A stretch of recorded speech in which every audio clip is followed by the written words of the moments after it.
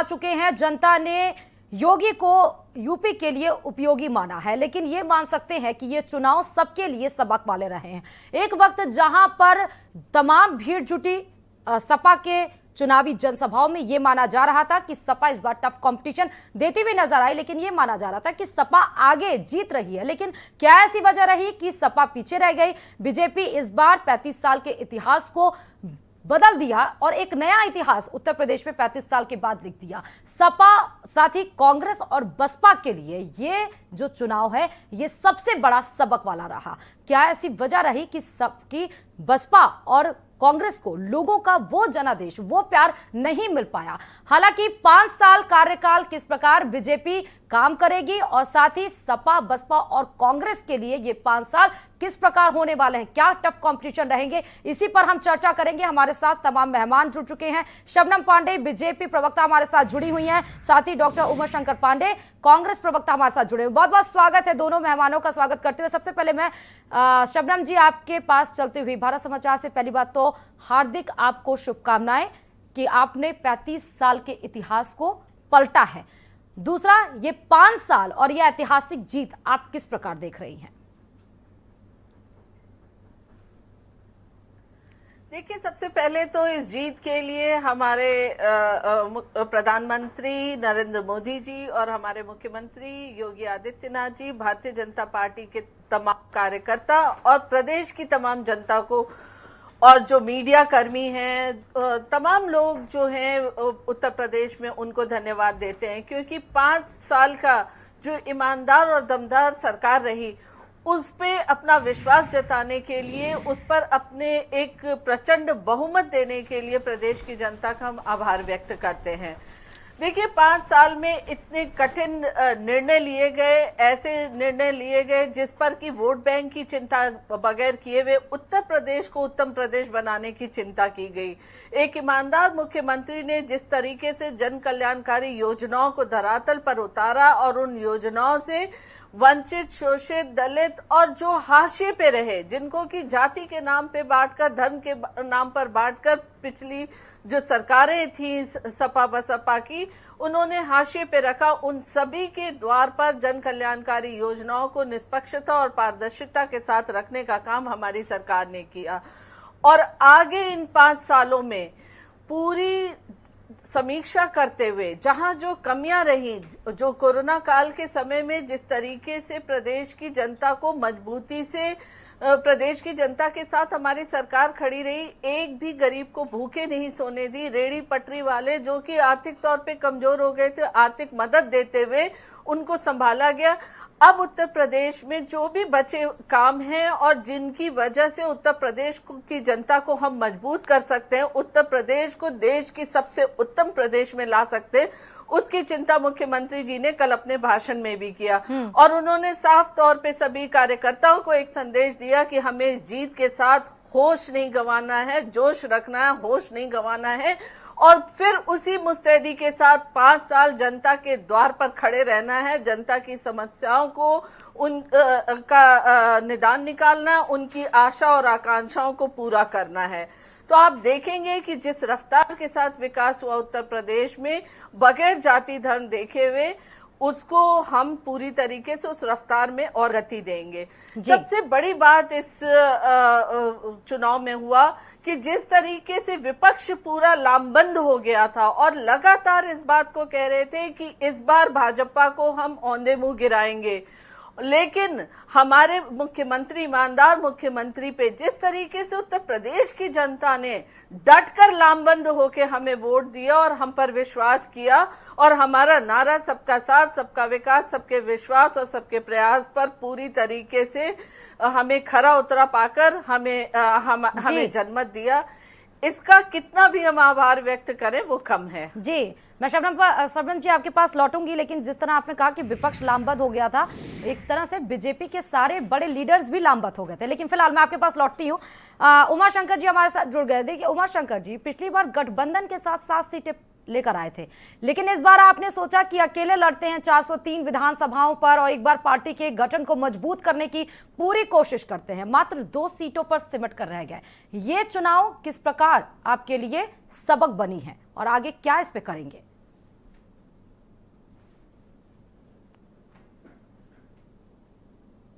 कि उनको लोकतंत्र में जनता ने, उत्तर प्रदेश की जनता ने दोबारा जनादेश दिया है।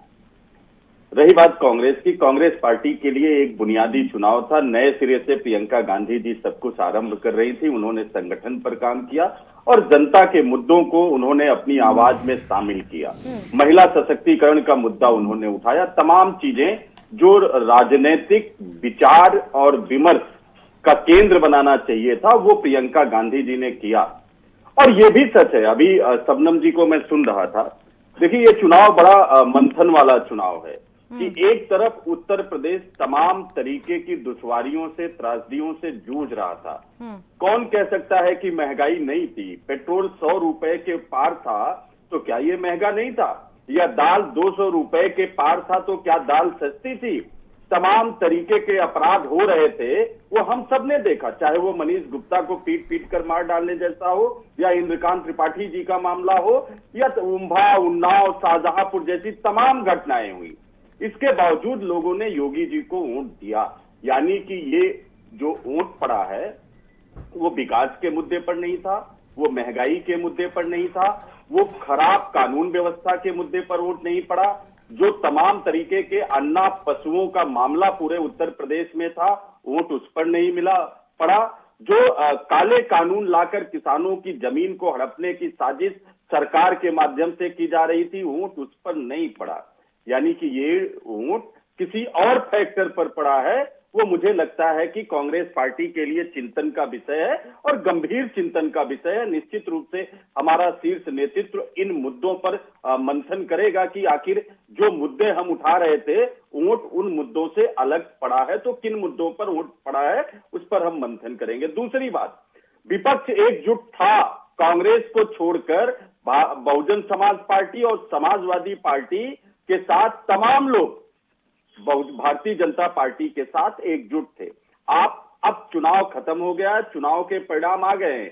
मैं बार बार इस बात को कहता रहा हूं चुनाव के पहले भी कि बसपा तो भारतीय जनता पार्टी के गोद में खुलेआम बैठी थी। आपने देखा कि कैसे मायावती जी ने पूरी ताकत लगा दी भाजपा को जिताने के लिए। लेकिन मैं सपा पर भी बार बार आरोप लगाता था कि समाजवादी पार्टी भारतीय जनता पार्टी के साथ पर्दे के पीछे से खड़ी है। इसीलिए जब चुनाव शुरू होने के उमाशंकर जी, सपा पर्दे के पीछे खड़ी है बीजेपी के लिए। हाँ जी, मैं वही कह रहा हूं और उसको मैं साबित कर रहा हूं। हाँ। देखिए, स्वयं माननीय मुलायम सिंह यादव जी ने लोकसभा में मोदी जी के दोबारा जीत कर आने का आशीर्वाद दिया था और सार्वजनिक रूप से लोकसभा सर, ये तो बड़े नेताओं का व्यक्तित्व होता है ना मैडम, ये नहीं होता हाँ। है। सुन लीजिए, आप जनता को समझने दीजिए जो मैं कह रहा हूं।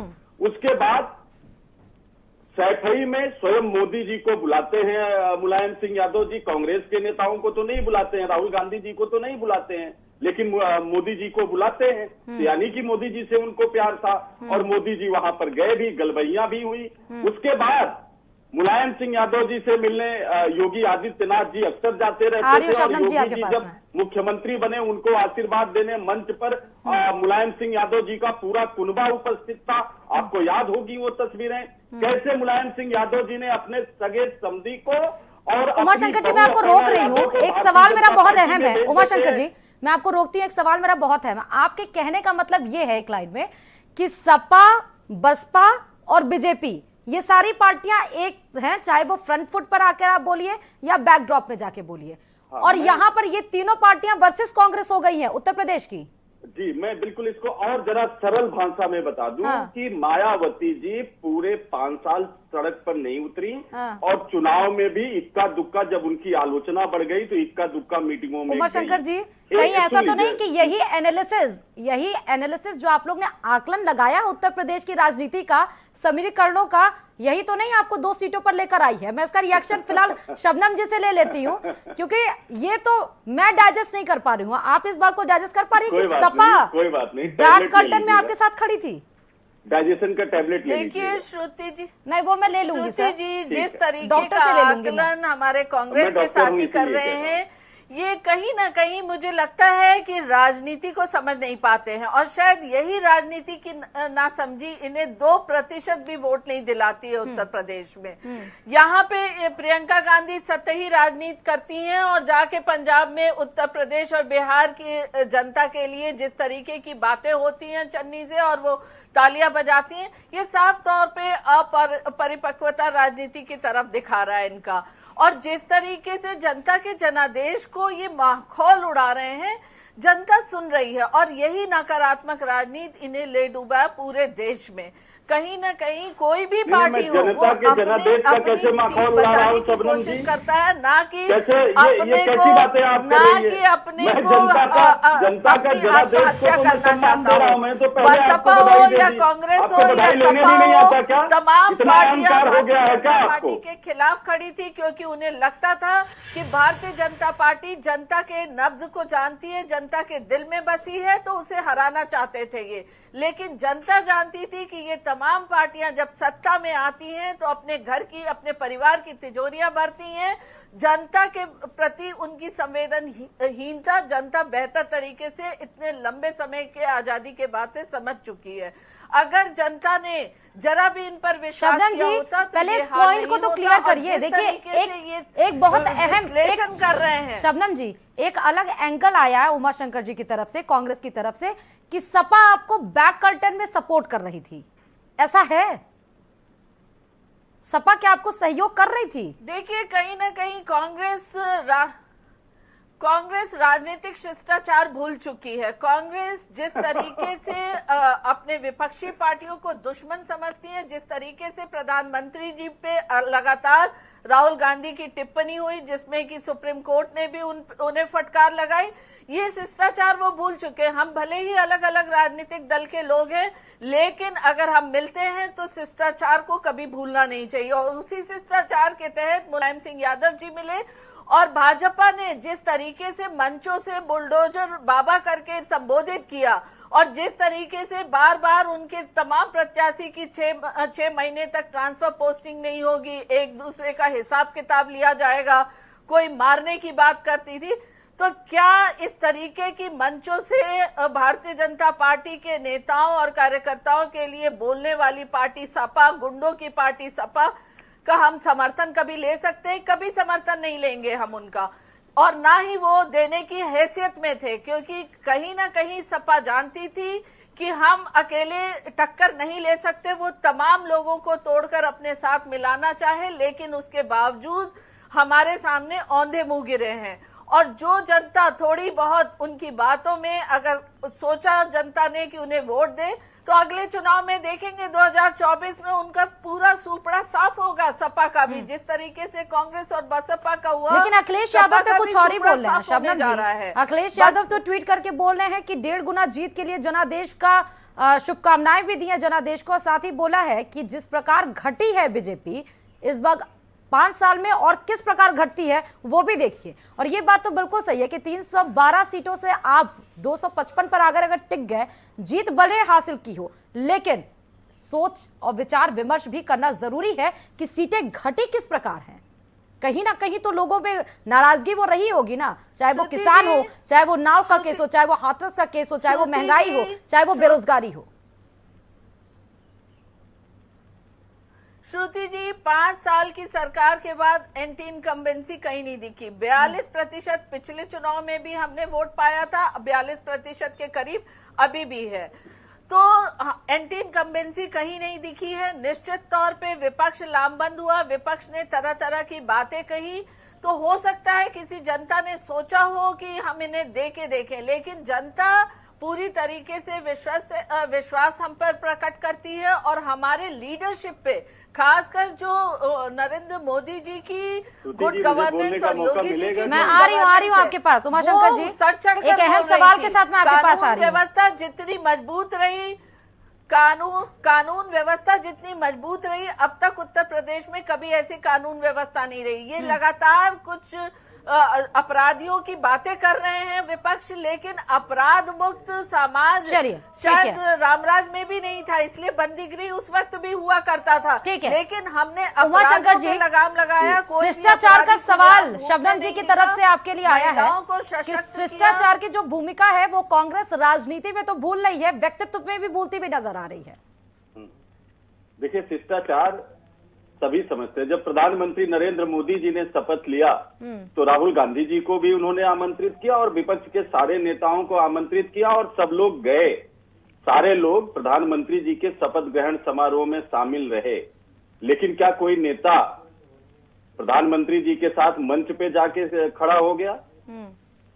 लेकिन मुलायम सिंह यादव जी तो, अखिलेश यादव जी तो, ये तो लोग योगी जी के मंच पर पहुंच जाते हैं, लेकिन आशीर्वाद देते हैं। वो तस्वीरें भी ये तो याद करनी शिष्टाचार नहीं चाहिए है। उमाशंकर जी कि जब सुन लीजिए, सदन में श्रुति राहुल जी। गांधी जाकर श्रुति जी, हक मेरी कर बात लेते सुनिए। हैं प्रधानमंत्री नरेंद्र मोदी को, बाद में भले आंखों से ठीक है। इशारा करते हैं, लेकिन वो हाँ। तस्वीरें भी तो याद कर लीजिए सर। हाँ, नहीं, मुझे सारी तस्वीरें याद हैं, लेकिन वो शपथ ग्रहण समारोह नहीं है। नरेंद्र मोदी जी शपथ ग्रहण के बाद देश के प्रधानमंत्री बन जाते हैं तो वो सबके प्रधानमंत्री बन जाते हैं और उस समय गले मिले या कुछ भी करें लोकसभा में, वो मुद्दा और मंच पर शपथ ग्रहण में जाना, उनको जीत का आशीर्वाद देना, ये दो अलग चीजें हैं। और इससे आगे बढ़कर अपनी बहू उमाशंकर को जी, सुन तो लीजिए। क्या श्रुति आप, जी, मैं आप एक इस एक बार सवाल हस्तक्षेप इस है, तरह उसके करेंगी, बाद मैं आप बात नहीं अपना कर दोनों पाऊंगा। आंसर पूरा कंप्लीट करिएगा। श्रुति जी, मेरी बात मुझे ये सुनिए। बता अगर आप दीजिए, इस तरीके से हस्तक्षेप ये बता करेंगी, दीजिए, बस तो मैं सवाल बात तो ले नहीं कर लीजिए पाऊंगा। साहब, सवाल तो ले लीजिए, ये नहीं, बता नहीं, दीजिए, बिल्कुल मैं बात ये नहीं कर बता पाऊंगा, आप दीजिए। समझ लीजिए श्रुति जी। नहीं, मैं आपसे आती हूँ, आप गुस्सा नाराज क्यों रहे?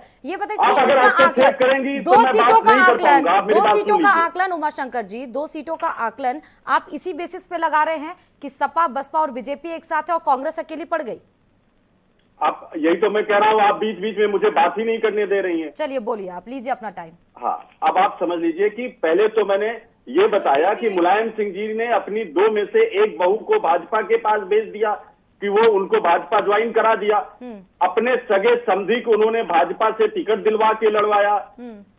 एक तो ये तथ्य हो गया। जो मिलने मिलाने का था वो तो चलिए आप शिष्टाचार कह रही हैं तो मैं स्वीकार कर ले रहा हूं कि उन्होंने जीत का आशीर्वाद दिया, उनके मंच पर गए, उनको घर बुलाते रहे फ्रिक्वेंटली, मैं मान लेता हूं ये शिष्टाचार है। लेकिन अपनी एक बहू को और अपने सगे समधी को भाजपा ज्वाइन करा लेना, ये भी शिष्टाचार में आता है क्या?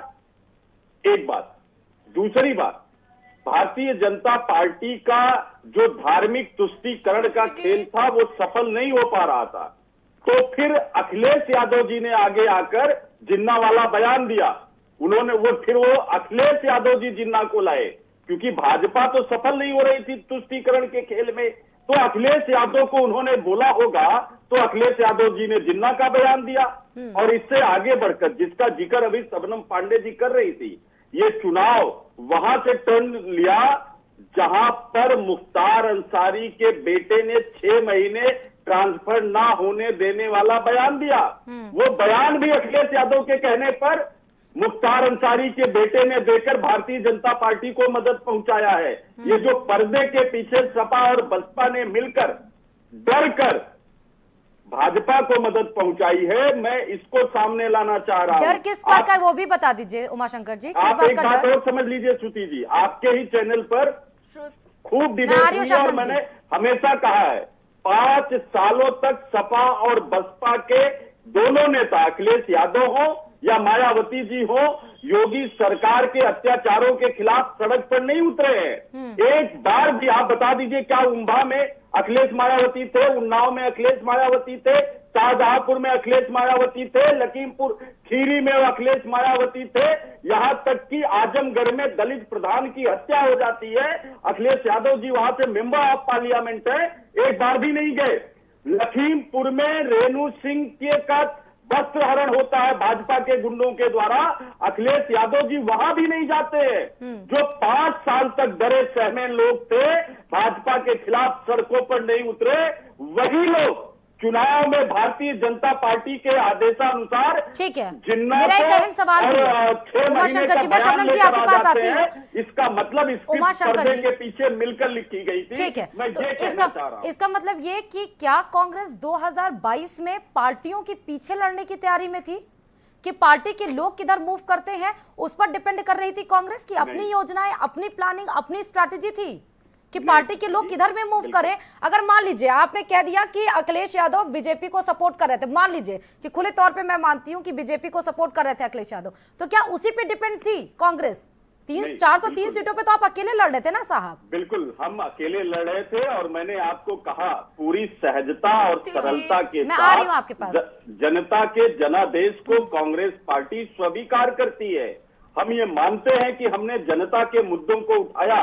प्रियंका गांधी जी ने महिलाओं को लड़की हूं लड़ सकती हूं नारे के साथ एक मिशन भाव से उसको आगे बढ़ाने का काम किया।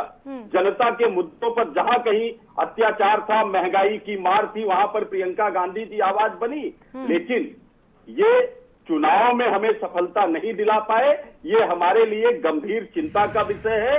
हम निराश हैं लेकिन हताश नहीं है। हम इस पर मंथन करेंगे और जनता के साथ जुड़ने के लिए जनता से ही राय लेंगे कि आखिर हमें क्या करना चाहिए। चलिए शबनम और जी, मुझे लगता है कि हमारा शीर्ष नेतृत्व इसकी समीक्षा करेगा और जनता से जुड़ने के सारे उपाय तलाशेगी। ये दम भर रहे हैं कि हमने, श्रुति जी ये दम भर रहे हैं कि हमने जनता के मुद्दे उठाए। अगर जनता के मुद्दे उठाए होते और संवेदनशीलता के साथ उठाए होते और राजनीति नहीं की होते तो ये 2% वोट पे नहीं रह जाते, इनकी सीटें कम नहीं हो जाती।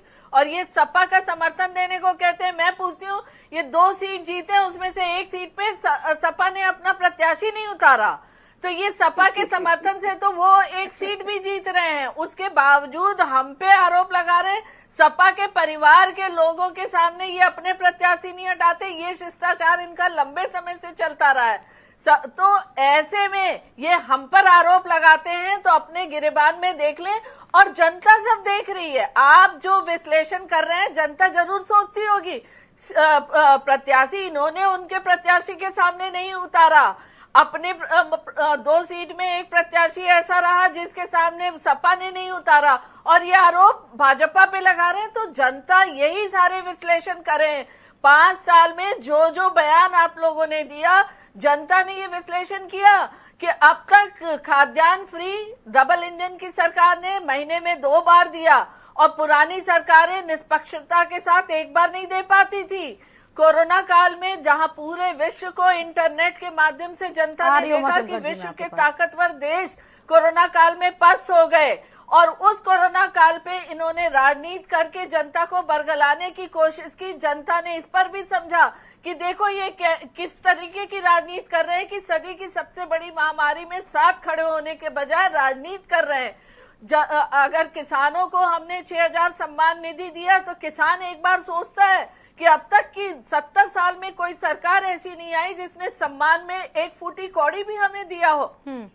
अगर शौचालय देने की बात हुई, ये बार बार कहते हैं महिला अपराध बढ़ा, महिला अपराध बढ़ा, पर महिला के अपराध को कम करने के लिए शौचालय जाती हुई तमाम बच्चियां बलात्कार की शिकार हुई, छेड़खानी की शिकार हुई, पर इन्होंने कभी ये मुद्दा नहीं उठाया कि हम हर घर में शौचालय देंगे।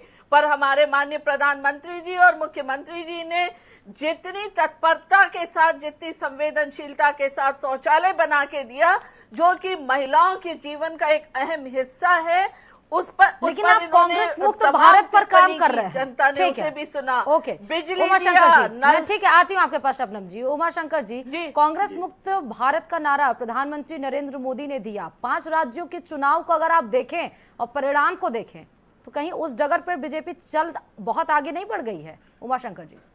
श्रुति जी, आप चुनाव परिणामों को देखिए। निश्चित रूप से हमें निराशा हुई है कि हम 5 राज्यों में कहीं सरकार नहीं बना पाए, लेकिन उन 5 राज्यों में आप देखिए कि अगर कोई एक पार्टी 5 राज्यों में मौजूद है तो वो कांग्रेस पार्टी है। पंजाब में भारतीय जनता पार्टी नहीं है, तमाम राज्यों में आम आदमी पार्टी नहीं है, तो एक पार्टी जो सार्वभौमिक रूप से पूरे देश में मौजूद है वो कांग्रेस पार्टी है। और इस चुनाव में भी मेरे पास एग्जैक्ट आंकड़े नहीं है, लेकिन अगर हम उत्तर प्रदेश में 2 सीटें आए हैं तो उत्तराखंड में भी जीते हैं, पंजाब में भी जीते हैं, मणिपुर और गोवा में भी जीत कर आए हैं। तो इनके 1000 से ज्यादा हमारे विधायक हैं श्रुति जी पूरे देश में। 100 के लगभग हमारे मेंबर ऑफ पार्लियामेंट हैं, लोकसभा राज्यसभा मिलाकर, और 5 राज्यों में हमारी सरकार है। अगर इसको आप मोदी जी के कांग्रेस मुक्त अभियान की सफलता को मानती हैं तो आप बिल्कुल मानिए, लेकिन जनता जो है वो नहीं जनादेश नहीं देती उमाशंकर है। जी, let me clear one thing, मैं किसी को नहीं मानती हूँ, ठीक है? आप मेरे ऊपर आरोप नहीं लगा सकते। दूसरी नहीं, बात मैं आपके ऊपर हाँ, आरोप नहीं लगा रहा हूँ, मैं अपनी बात कह रहा हूँ। मैं ये आप बात उसको कर, आरोप मत मानिए। देखिए 1000 आपके विधायक हैं, 1000 आपके नेता हैं, सदन में हैं, वहां पर हैं, 5 राज्यों में आपकी सरकार है, ठीक है, अच्छी बात है, बहुत अच्छी बात है। लेकिन आप ये भी तो देखिए कि नेशनल पार्टी कांग्रेस है, 3 दशक से उत्तर प्रदेश कह रही हूँ, देश में आप ही ने राज किया साहब, तो हर जगह आपकी पार्टी है और आपकी पार्टी लूज कर रही है, उस पर आपका विचार नहीं है, उस पर आप नहीं बता रहे कि किस प्रकार आप इस पे बताने पे अड़े हुए हैं कि कौन सी पार्टी किसके पक्ष में जाके खड़े हो गई है, कौन सी पार्टी क्या कर रही है, आप इस पर कर रहे हैं। उत्तर प्रदेश में श्रुति जी, मैं कहीं नहीं अड़ा हूँ, मैं तो कह रहा हूँ परिणाम हमारे लिए निराशाजनक हैं। तो साहब ये बताइए ना कि जनता का जो उत्तर प्रदेश में आपने महिलाओं को साधने की कोशिश की, 40% टिकट आपने दिया महिलाओं को, महिलाओं पे वुमेन फैक्टर पे आपने काम करने की कोशिश की। प्रियंका गांधी वाड्रा को इंदिरा गांधी की छवि उनमें देखी जाती है, लेकिन उसके बाद भी आप देखिए कि आपके ही 3 पोस्टर गर्ल्स आपकी पार्टी को छोड़कर चली गई, तो क्या ऐसी अहम वजह रही है? श्रुति जी सुन लीजिए, क्या हम महिलाओं को टिकट न देते तो हम जीत जाते? नहीं, वो तो मैं आपसे पूछ रही हूँ, वही तो मैं आपसे पूछ रही हूँ सर, एक अलग फैक्टर पे आपने काम किया, एक अलग फैक्टर। जी शबनम जी, आप सुन लीजिए, मेरी बात सुन लीजिए, जहाँ पे जवाब ले लीजिए। श्रुति जी, देखिए, जहाँ चुनाव पे का इनकी एक फैक्टर नहीं राजनीतिक होता है जमीन श्रुति थी, जी, वहाँ कि तो एक इन्होंने फैक्टर पर महिलाओं मैं शबनम जी आपके पास आ रही हूँ, सिर्फ 1 मिनट में, मैं 1 मिनट में आपके पास आती हूँ शबनम जी। राजनीतिक दल तमाम तरीके के समीकरण बनाते हैं, हाँ। अपनी रणनीतियां बनाती हैं, किसी की रणनीति सफल हो जाती है, जनता को पसंद आ जाती है, किसी की रणनीति असफल हो जाती है, लेकिन लोकतंत्र में सहभागिता महत्वपूर्ण होती है, हार और जीत महत्वपूर्ण होते हैं, आशा और निराशा उससे जुड़ा हुआ होता है, लेकिन निराश होकर हम बैठ जाए या हम लोकतंत्र के खिलाफ बोलने लगे, वो हम भारतीय जनता पार्टी और जनसंघ नहीं है। हमने हमेशा जनता के जनादेश को आगे बढ़कर सिरोधार्य किया है। उत्तर प्रदेश में जनता ने हमको किनारे कर दिया है, तो हम उसको स्वीकार कर रहे हैं, उनके बिल्कुल, मैं आपके पास लौटती हूँ उमाशंकर जी, हम कह रहे हैं हम मेहनत करेंगे, हम और मेहनत करना भी चाहिए, क्योंकि सबक के नतीजे। मैं आपके पास आती हूँ, बता दूं कि इस चर्चा में हमारे साथ गज्जू प्रधान आरएलडी के प्रवक्ता भी जुड़ चुके हैं और नेता हैं ये गज्जू पठान जी। मैं शबनम जी आपके पास आती हूँ, एक रिएक्शन क्योंकि गज्जू जी से मैं ले लूं। गज्जू जी, 8 सीटें आप जीत कर आए हैं, कहा जा रहा था इसमें सबकी नजरें ये भी थी कि उत्तर प्रदेश के लिए देखिए छोटे दल और साथ ही गठबंधन के लिए ये जो जमी है ये उर्वरा साबित होगी कि नहीं होगी, लेकिन गठबंधन करके आपने साबित कर दिया कि जमीन आपके लिए उर्वरा जरूर साबित हुई है। गज्जू जी,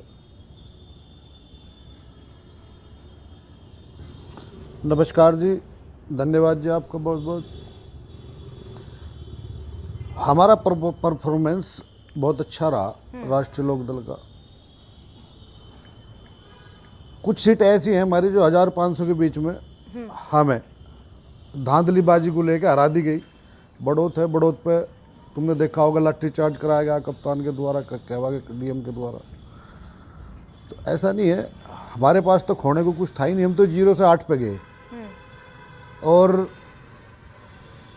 अब 2024 को लेकर मेहनत करेंगे, आगे बहुत संघर्ष करेंगे। चौधरी साहब के नेतृत्व में, जयंत चौधरी के नेतृत्व में इस बार संघर्ष जारी रहेगा। बोला जा रहा था कि किसान फैक्टर बड़ा कमाल दिखा पाएगा। गज्जू जी, इस बार बोला जा रहा था कि किसान फैक्टर कमाल दिखा पाएगा, एकदम परिवर्तित कर देगा, पश्चिमी के जो रिजल्ट परिणाम आएंगे वो बिल्कुल चौंकाने वाले आएंगे।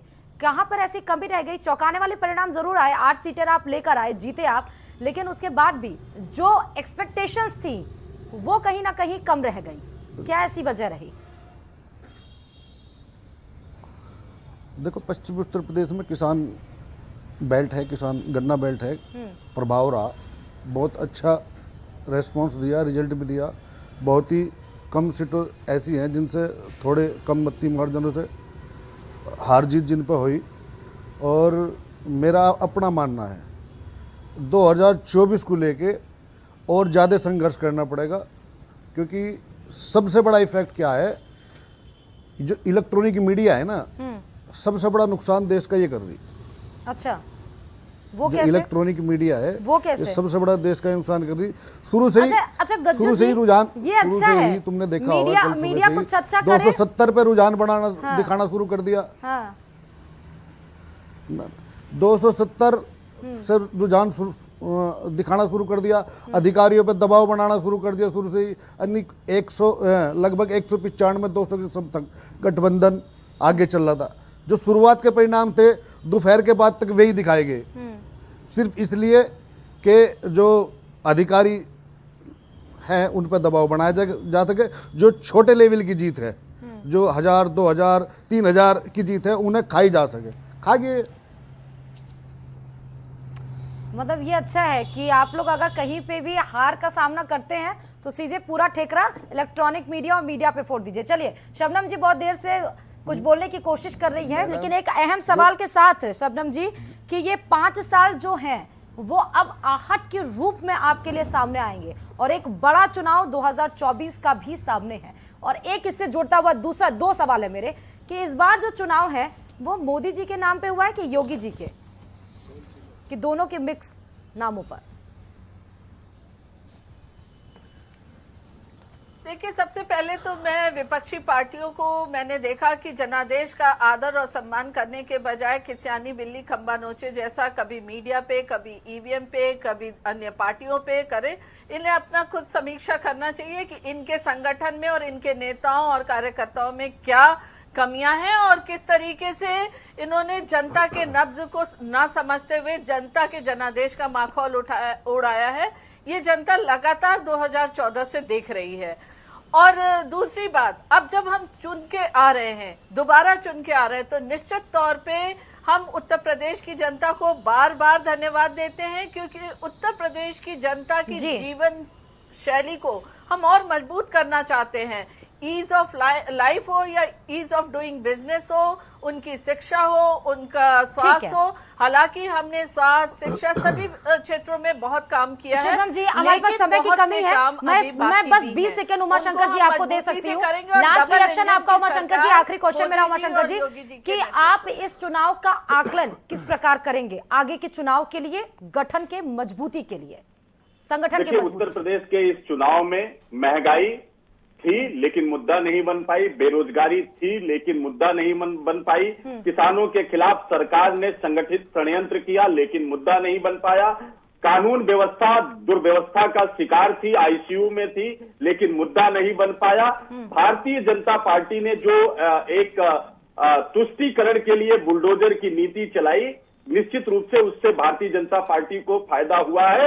मुझे अब लड़ना पड़ेगा, कांग्रेस को लड़ना पड़ेगा उन युवाओं के लिए, उन महिलाओं के लिए, किसानों के लिए, बेरोजगारों के लिए, क्योंकि ये सरकार जो बुलडोजर के नाम पर चुनाव जीत कर आई है वो बुलडोजर लेकर ही चलेगी, विकास के मुद्दों को आगे नहीं बढ़ाएगी। बहुत बहुत शुक्रिया आप सभी मेहमानों का, शबनम जी, उमा शंकर जी, गज्जू जी, बहुत बहुत शुक्रिया आप सभी लोगों का जुड़ने के लिए। लेकिन ये एक बात, ये जो चुनाव था वो ऐतिहासिक अपने आप में इसलिए था। और देखिए अगले 5 साल बीजेपी के लिए टफ कंपटीशन है कि किस प्रकार वो उत्तर प्रदेश को उत्तम प्रदेश बनाती है। वाकई क्या योगी उपयोगी साबित होते हैं कि नहीं होते हैं? सपा, बसपा, कांग्रेस, आप, एआईएम और तमाम वो पार्टियां जो इस बार चुनावी मैदान को सरजमी को टटोलने की कोशिश कर रही थी, उनके लिए भी टफ कंपटीशन, और खासकर विपक्ष जो इस बार कड़े रूप में नजर आया, उनके लिए भी अब बगावत के ही दिन है कि किस प्रकार वो इस बगावती तेवर को इख्तियार करते रहते हैं और किस प्रकार वो रिटेलिएट करते रहते हैं विपक्ष के रूप में। और खबरों के साथ आपके बीच हाजिर होंगे, देखते रहिए भारत समाचार।